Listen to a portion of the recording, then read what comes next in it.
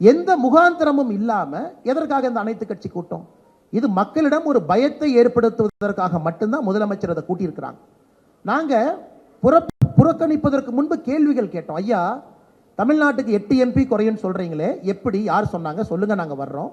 அல்லது தமிழ்நாட்டுக்கு 22 எம்பிக்கள் வர வேண்டிய இடத்துல 12 பேர் கூட வரமாட்டாங்க, 10 பேர் தான் வருவாங்கன்னு சொன்னீங்க, யார் சொன்னாங்கன்னு சொல்லுங்க. அதற்கும் பதில் இல்லை. ஸோ முதலமைச்சர் அவர்களுக்கு எலெக்ஷன் இல்லை, மத்திய அரசு சொல்லல, பாராளுமன்ற விவகாரத்துறை அமைச்சர் சொல்லல, பார்லிமெண்ட்ல கடைசியா நாங்கள் இந்த கூட்டத்தொடரில் நாங்கள் அதை பேசல. அதன் பிறகு அமித்ஷாஜி அவர்கள் ப்ரோரேட்டா விகிதாச்சார அடிப்படையில் சொன்ன பிறகும் பயத்தை ஏற்படுத்துவதற்காக அனைத்து கட்சி கூட்டம் எந்த முகாந்திரம் இல்லாமல் நடத்தும் பொழுது எப்படி அந்த கூட்டத்திற்கு நாங்கள் பங்கேற்று அந்த கூட்டத்துக்கு ஒரு அங்கீகாரம் கொடுக்கறதுங்கண்ணா?